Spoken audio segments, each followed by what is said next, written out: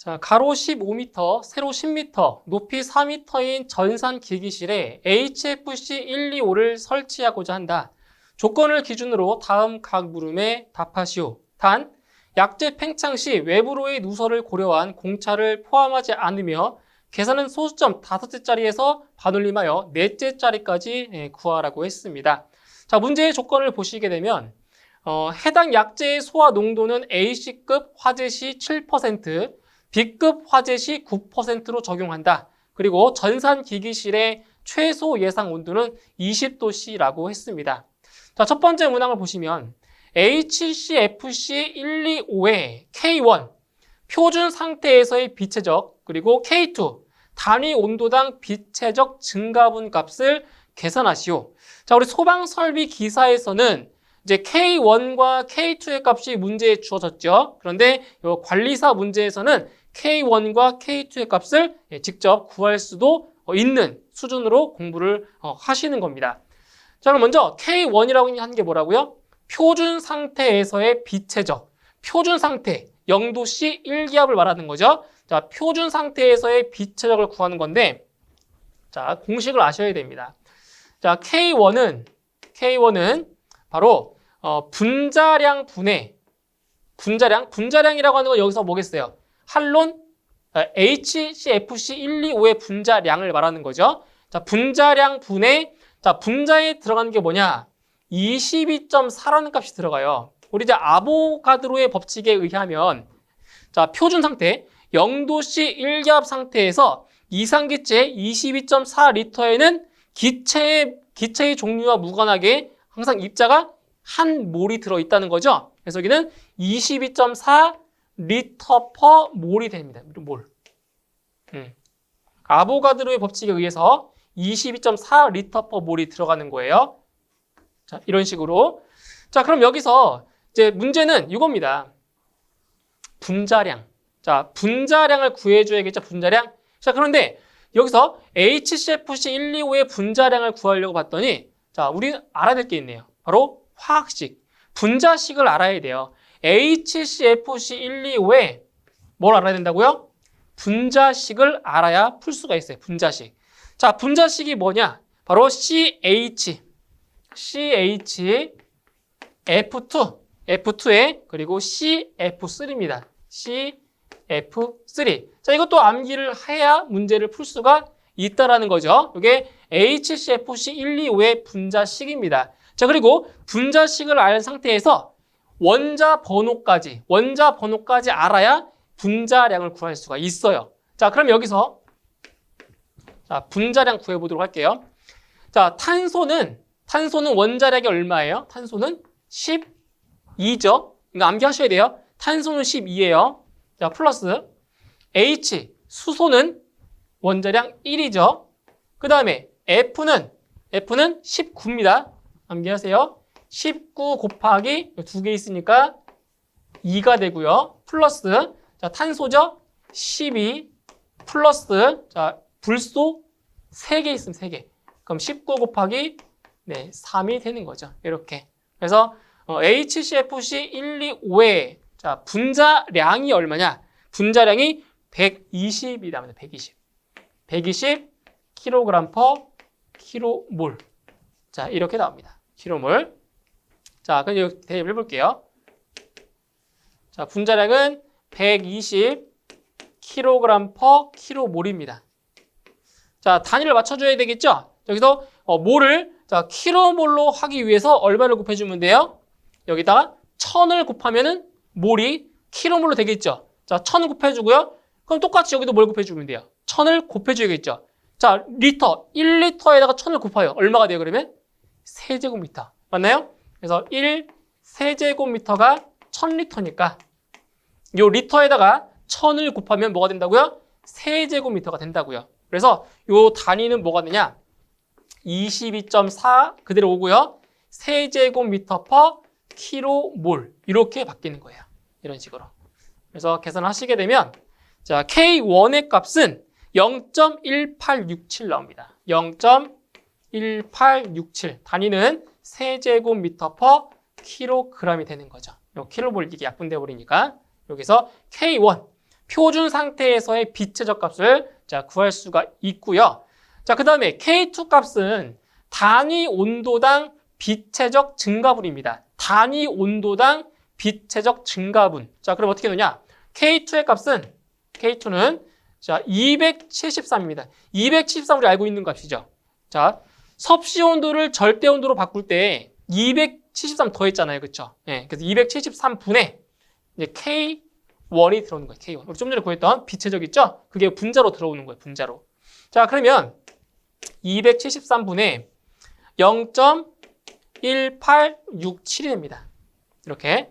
자, 단위를 쓰자면은 이게 세제곱미터 퍼 킬로그램이고요. 이거는 단위가 켈빈이 아닙니다. 이거 도시로 나와야 돼요. 도시입니다.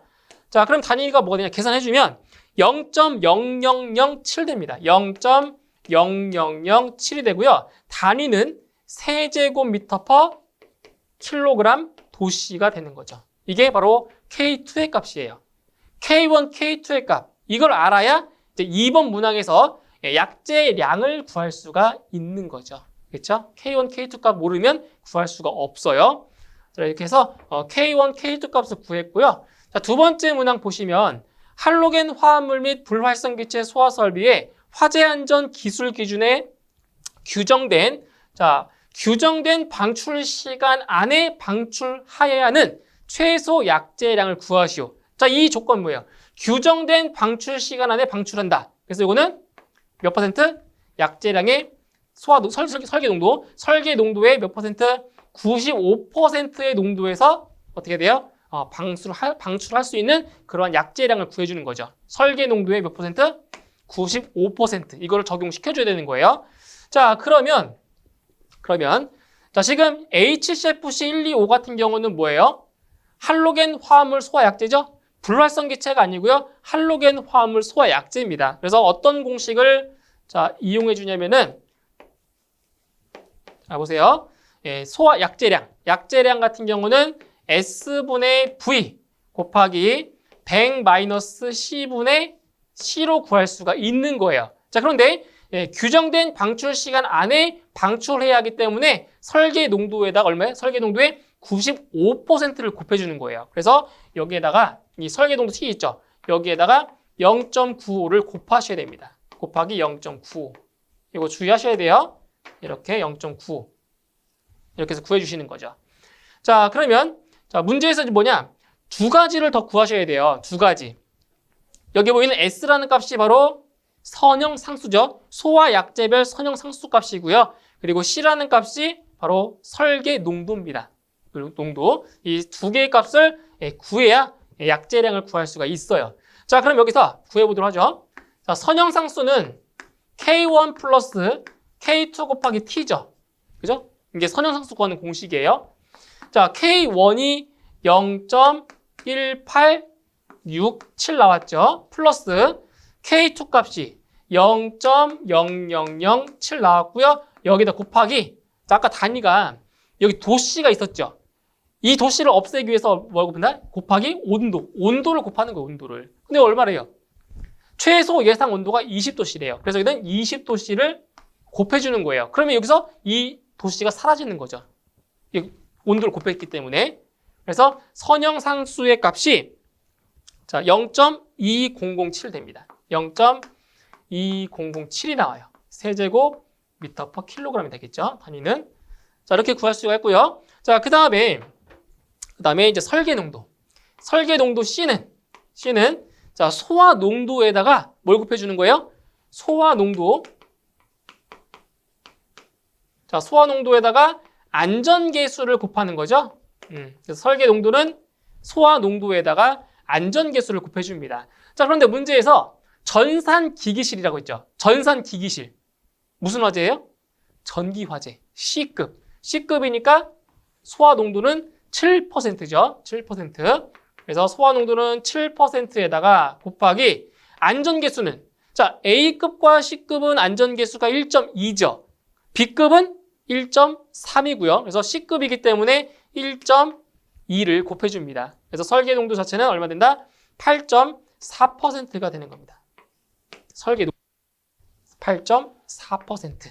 자, 대입을 해보도록 할게요. 자, 일단 방호 구역의 최적이죠. 가로가 15m고요. 세로가 10m, 높이가 자 4m예요. 그 다음에 선형상수는 구했어요. 0.2007, 0.2007 곱하기 자 100 마이너스 자 설계동도 8.4죠. 8.4에다가 얼마 곱해주라고요? 0.95를 곱해주라고요. 0.95. 그리고 똑같이 8.4 곱하기 0.95 이렇게 계산하시는 거예요. 그래서 0.95를 반드시 곱해줘야 된다는 거 이거 주의하셔야 돼요. 그래서 계산을 해주시게 되면 자, 이 값이 얼마 나오냐? 이 값이 259.2534 나옵니다. 259.2534 단위는 킬로그램이 되겠네요. 약재량이니까 이렇게 해서 약재량을 구할 수가 있겠습니다. 자, 이 문제 보시게 되면 지금 이제 K1과 K2의 값, K1과 K2의 값을 구하는 문제가 많이 생소하실 거예요. 이제 소방설비 기사에서는 요 K1과 K2 값이 문제에 주어지기 때문에 그리고 암기할 필요도 없는 거죠. 그래서 관리사 같은 경우는 요 K1과 K2의 값을 구할 수 있는 수준까지 공부를 하셔야 되고요. 그리고 이제 소방설비 기사에서도 언젠가는 이 두 개의 값을 구하는 문제가 출제될 것으로 예상을 할 수가 있습니다. 언젠가는 나와요. 언젠가는. 그래서 이 내용까지 같이 파악을 하시면 좋을 것 같습니다. 그래서 오늘 영상은 여기서 마무리하고요. 저는 다음 영상에서 다시 뵙도록 하겠습니다. 수고하셨습니다.